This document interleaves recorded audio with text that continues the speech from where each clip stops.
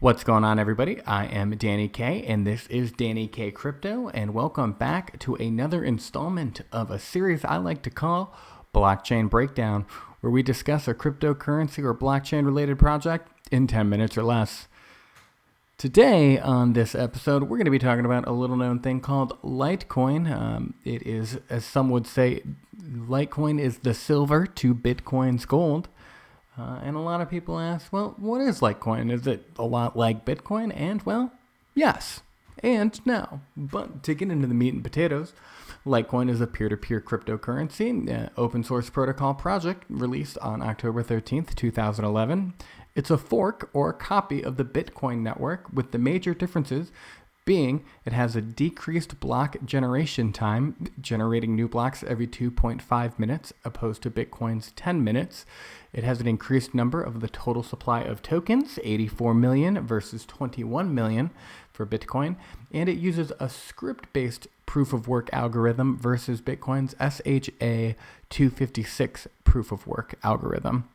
It's considered a blockchain 1.0, much like Bitcoin's blockchain, because it is in fact a copy of Bitcoin's blockchain with slight alterations. Some notable people, and probably the most notable person in the world of Litecoin, is going to be Charlie Lee. He is the creator and founder and lead developer on the Litecoin project. What goal and problem does it hope to solve? Well, Litecoin is attempting to become a robust open-source peer-to-peer cryptocurrency intended for smaller and faster transactions than Bitcoin.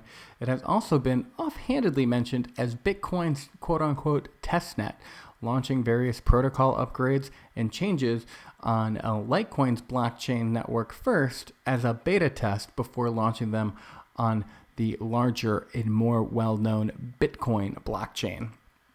As you may know, a lot of people look at Bitcoin not necessarily as a currency to use for day-to-day spending, but more as a store of value, kind of like digital gold.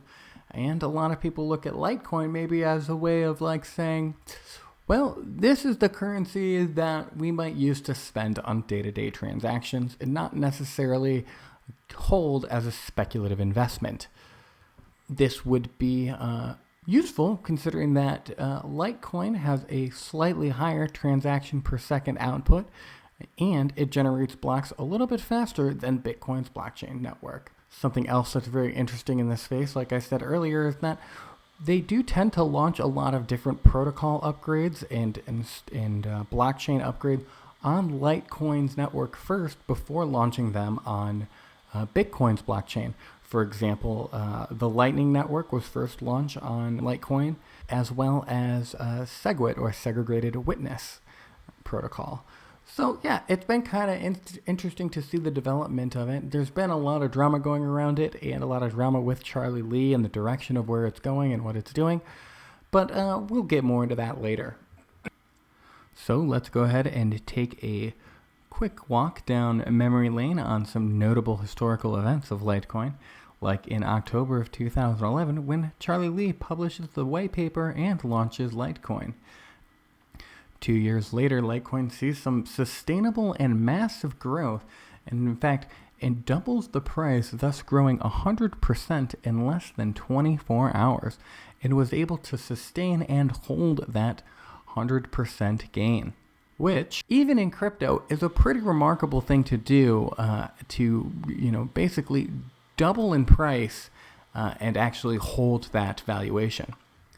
Then, in December of 2017, Charlie Lee announced he has sold off all his Litecoins, citing that it was a conflict of interest and was being criticized that his tweets and announcements were an attempt to manipulate the price. He ultimately decided, I'm going to sell off everything, and consequently ended up selling off at all-time record highs.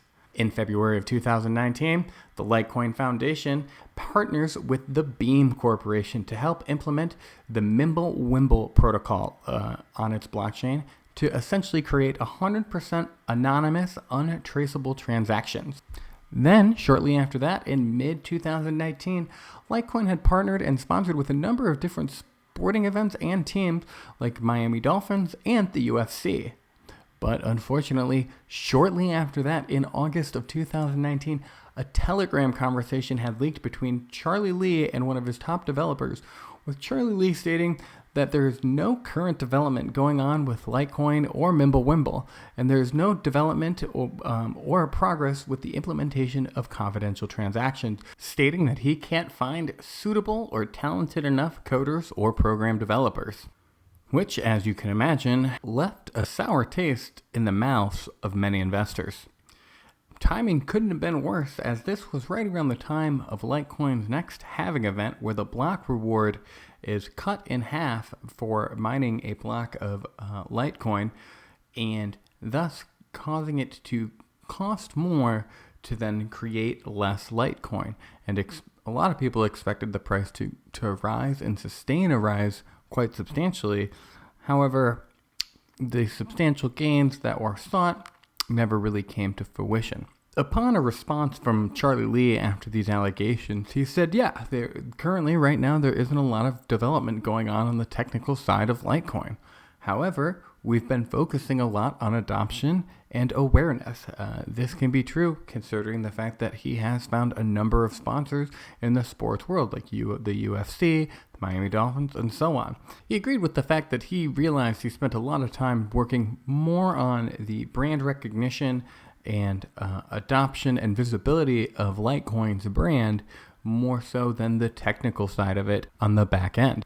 And while Charlie Lee does not have a specific detailed roadmap or deadline for the implementation of the Mimblewimble protocol, he does seem to want to focus his attention away from the brand recognition and exposure side of things back towards the technical side and development side of the Litecoin network and things like the Mimblewimble protocol.